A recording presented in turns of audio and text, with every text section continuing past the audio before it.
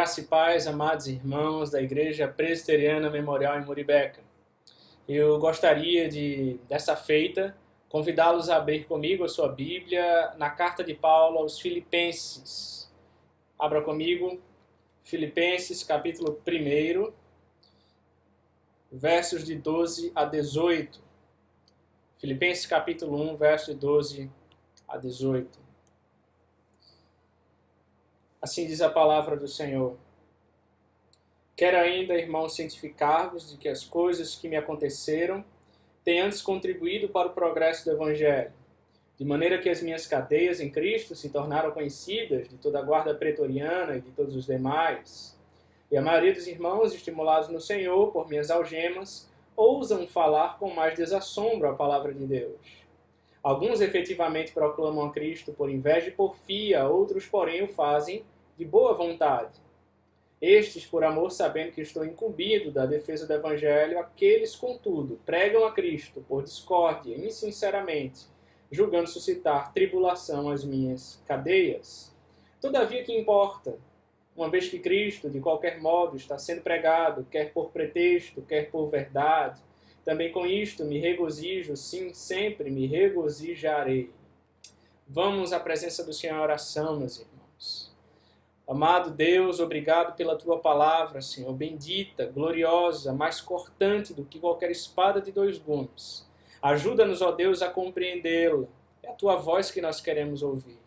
Usa-me, Pai, como Teu instrumento nas Tuas mãos. Abençoa a igreja, abençoa aqueles que ouvem essa mensagem. Em nome de Jesus Cristo nós oramos. Amém. Amados irmãos, da última feita, nós meditamos no verso 12 do texto que nós lemos, a respeito de uma vida em prol do Evangelho. E nós vimos como a vida do apóstolo Paulo tem contribuído para o progresso do Evangelho. Hoje eu gostaria de dar continuidade a esse estudo, meditando especificamente nos versos de 13 a 18. Se no verso 12 olhamos para o passado e extraímos algumas lições, eu os convido hoje, nos versos 13 a 18, a olhar comigo para o presente com alegria. Algumas verdades aqui precisam ser destacadas. Em primeiro lugar, Paulo viu sua prisão como a abertura de novas frentes de evangelização. Ele disse no verso 13, de maneira que as minhas cadeias em Cristo se tornaram conhecidas. Warren Wiersbe diz que o mesmo Deus que usou o bordão de Moisés, os jarros de Gideão e a funda de Davi, usou as cadeias de Paulo. Os romanos sequer suspeitavam de que as correntes que colocaram nos punhos do apóstolo o libertariam em vez de prendê-lo.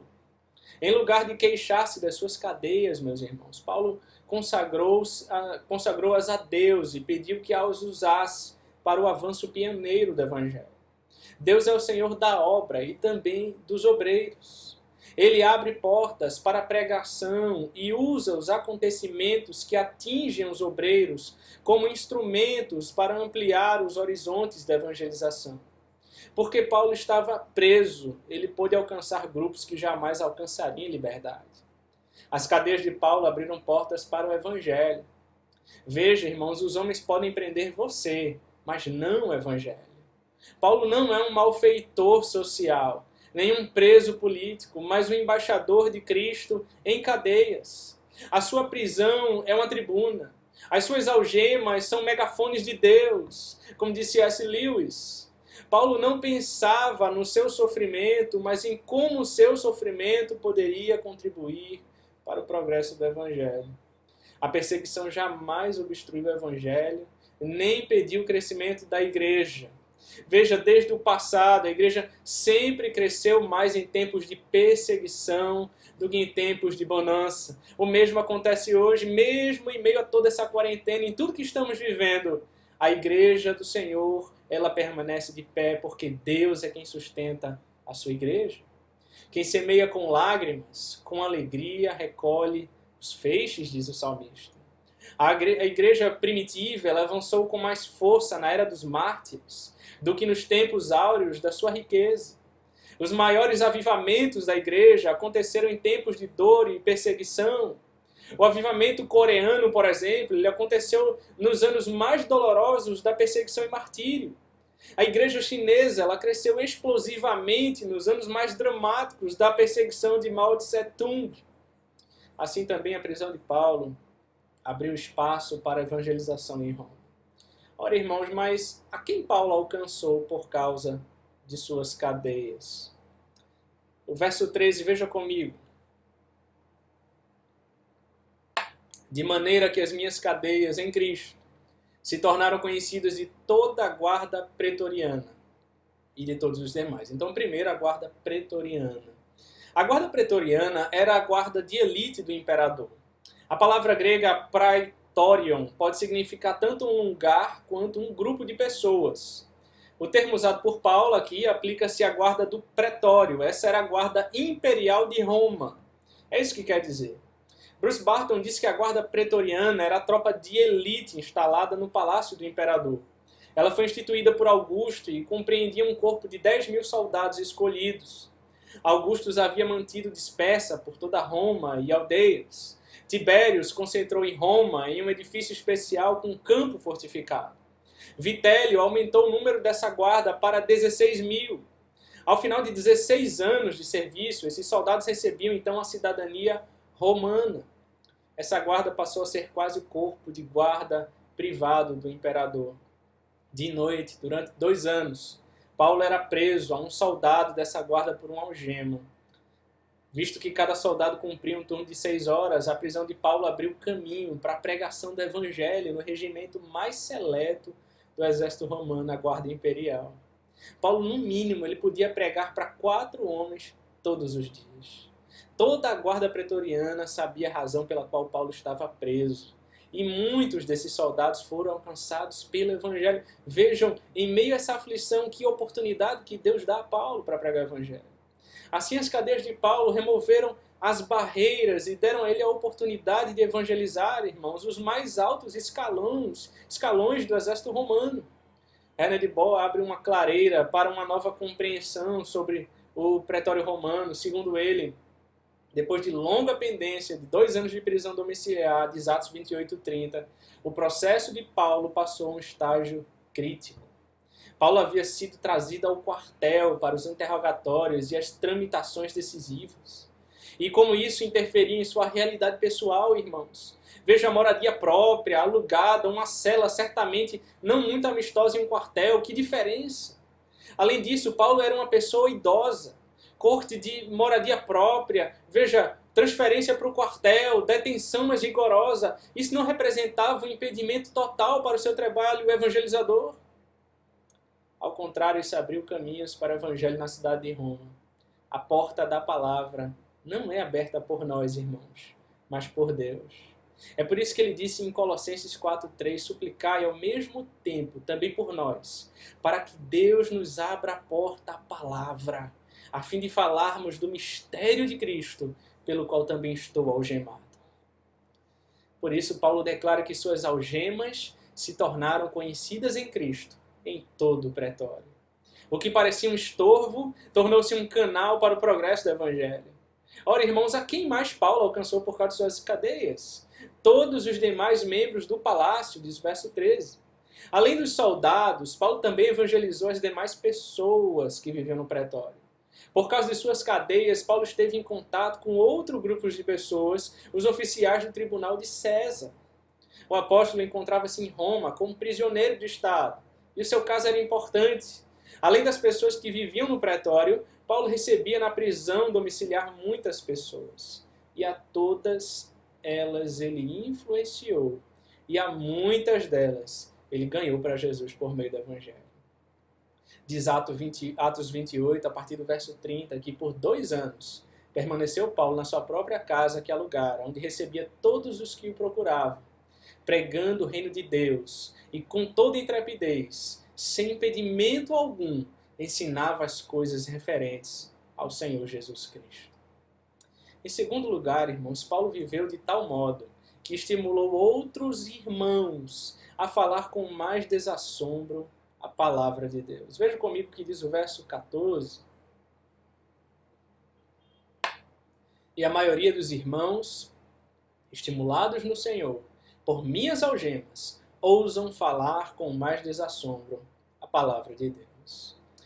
Quando Paulo entrou em Roma, não era um prisioneiro entrando, era um evangelho entrando na capital do império.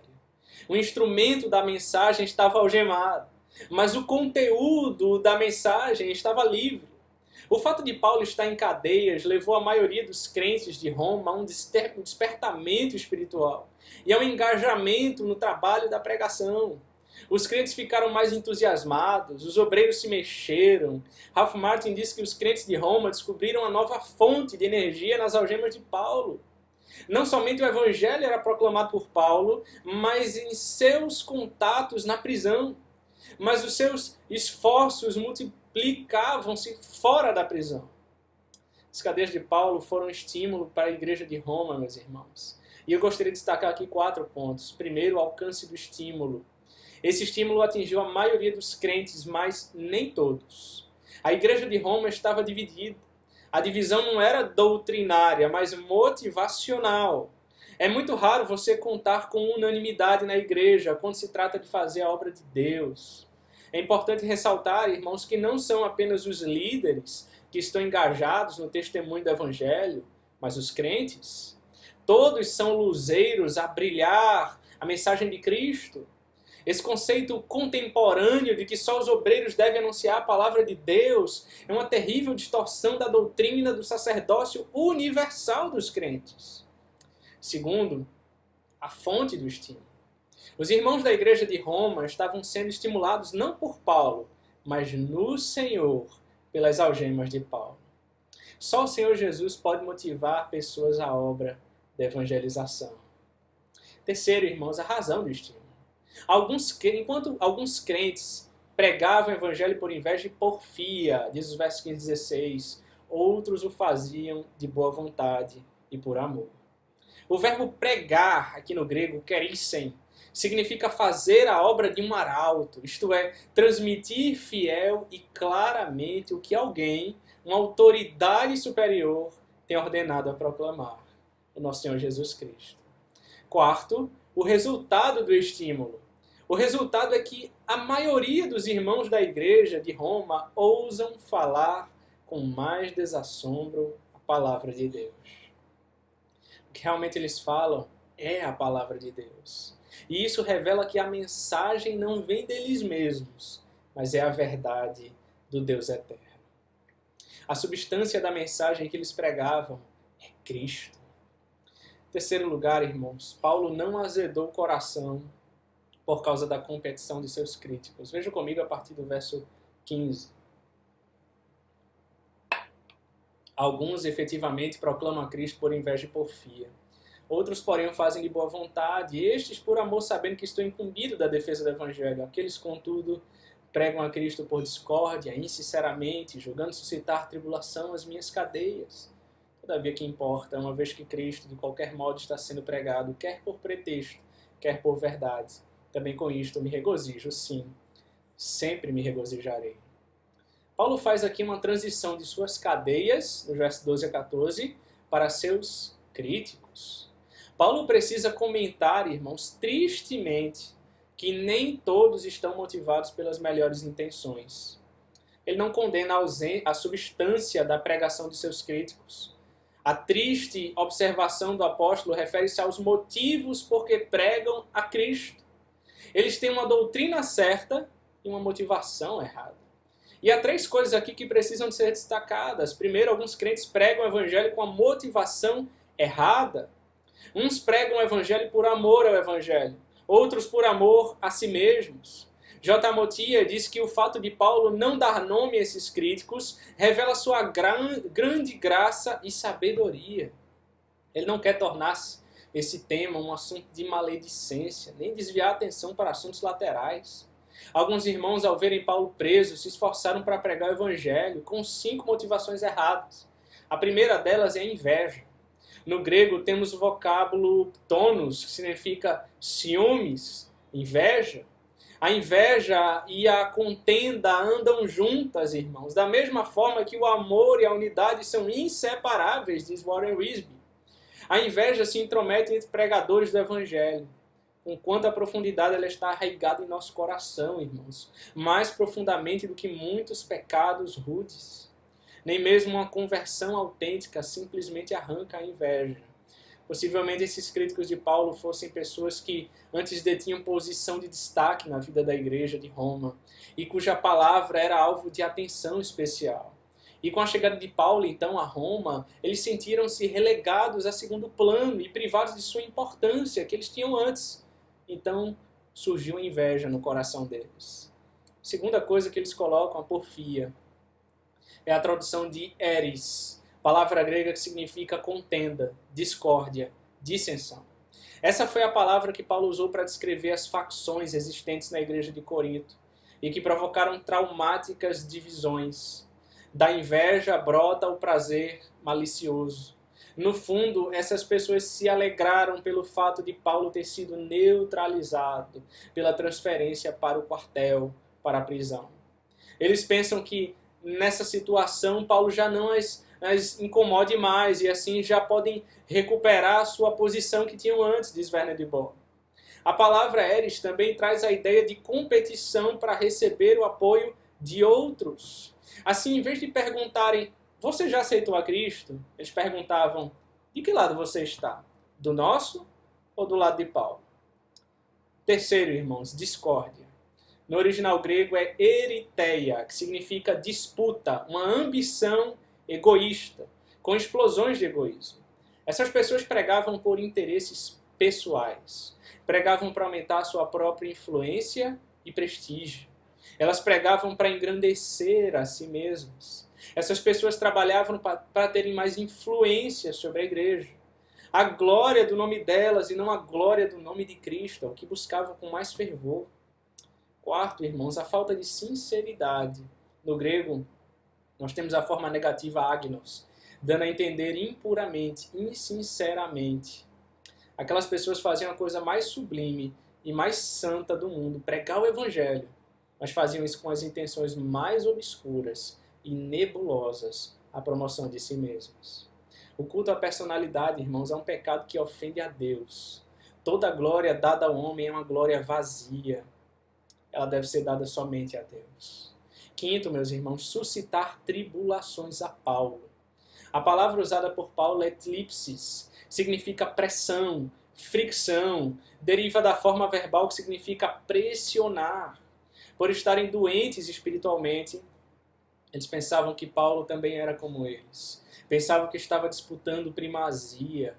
Olhavam para Paulo como um competidor e um rival. Trabalhavam apenas para apresentar um relatório com maiores resultados. Esses pregadores interessavam-se mais em sua reputação do que em sua mensagem, diz Bruce Barton. Eles ficavam felizes quando podiam fazer mais do que os outros. As limitações dos outros lhes davam prazer mórbido. As cadeias de Paulo eram a alegria deles. Todavia, irmãos, estranhamente, essas pessoas pregavam a mensagem certa. Pois no verso 17, Paulo disse, aqueles, contudo, pregam a Cristo. Essas pessoas estavam fazendo a coisa certa, da maneira errada. Elas não estavam pregando heresias, mas o Evangelho. O estranho, irmãos, é que os críticos de Paulo não deturparam, nem esvaziaram a mensagem do Evangelho. Paulo jamais teria se alegrado se esses críticos estivessem pregando algumas heresias. É somente por ser o verdadeiro Evangelho que essas pessoas anunciam que Paulo consegue desconsiderar a motivação insincera. Por isso, veja comigo a reação de Paulo aos opositores. Ele diz, todavia que importa, uma vez que Cristo de qualquer modo está sendo pregado, quer por pretexto, quer por verdade. Também com isso me regozijo. Sim, sempre me regozijarei. Vejam, irmãos, Paulo está indiferente a esses ataques contra si próprio, como se for um homem sem reputação. A sua única preocupação não é com ele mesmo, é a pregação de Cristo. Esse fato o enche de alegria. Paulo não está alegre com os críticos egoístas, mas com o fato de que pregavam a Cristo. Ele não se importava se alguns eram a favor dele e outros contra. Para ele, o mais importante era a pregação do Evangelho de Jesus Cristo. Paulo não está construindo um reino pessoal. Ele não está lutando para a exaltação do seu próprio nome. O que lhe interessa é a divulgação do Evangelho. Por isso ele se alegra, pois esses pregadores egoístas estão com a motivação errada, mas estão pregando o Evangelho. O foco de Paulo não está nele mesmo, mas em Cristo. O foco do apóstolo está no conteúdo do Evangelho e não na motivação dos pregadores. A sua atenção não está no que as pessoas lhe fazem, mas em como o Evangelho avança. William Barclay disse que Paulo não alimentava ciúmes ou ressentimentos pessoais. Se Jesus Cristo era pregado, não lhe importava quem receberia o crédito, a honra e o prestígio. Com muita frequência, meus irmãos, nós nos ressentimos, pois outro ganha uma distinção que nós não recebemos. Outro ganha um reconhecimento que nós não recebemos. Muitas vezes olhamos para o outro como inimigo, pois tem expressado alguma crítica sobre nós ou nossos métodos. Com frequência, irmãos, pensamos que alguém não serve porque não faz as coisas do nosso modo. Em quarto lugar, irmãos, Paulo, em vez de defender a si mesmo, ele defendeu o Evangelho. Ele diz no verso 16, estes por amor, sabendo que estou incumbido da defesa do Evangelho. Veja que Paulo foi um vigoroso apologeta. Ele não só pregou a verdade, mas ele denunciou e desmascarou a mentira. Ele não só anunciou o Evangelho, mas desbaratou as heresias. Ele não só ergueu a bandeira de Cristo, mas combateu com tenacidade toda a sorte de falsos ensinos que tentavam perverter o cristianismo. Paulo enfrentou os judaizantes legalistas, os místicos, gnósticos e os ascetas, diz em Colossenses 2. Hoje muitos falsos mestres se levantam disseminando sua heresia, irmãos. O liberalismo e o misticismo pragmático são heresias que ainda atacam fortemente a igreja contemporânea. Nós precisamos da razão da nossa esperança, diz 1 Pedro 3,15. J. Motier diz que Paulo via a si mesmo como um homem sob ordens. Ele escreve, sabendo que estou incumbido da defesa do Evangelho. O termo usado aqui, irmãos, é militar. Quando os soldados da guarda pretoriana vinham cumprir seu turno, prendendo-se a ele por meio de algemas, Paulo aproveitava a oportunidade para aprender os soldados a verdade do Evangelho. Ele não questionava seu sofrimento como se Deus houvesse esquecido dele ou como se seu sofrimento fosse obra de Satanás. Ele via cada circunstância como uma oportunidade para pregar ou defender o Evangelho. As próprias cartas que Deus usou para escrever da prisão contribuem até hoje para o progresso do Evangelho, irmãos. Elas têm sido instrumento para levar milhões de pessoas a Cristo, edificar o povo de Deus ao longo dos séculos. E ela é um instrumento, continua sendo instrumento hoje, para edificar a nossa igreja. Que Deus nos abençoe, meus irmãos. Vamos orar. Senhor Deus, amado Pai, obrigado pela sua santa palavra, Deus.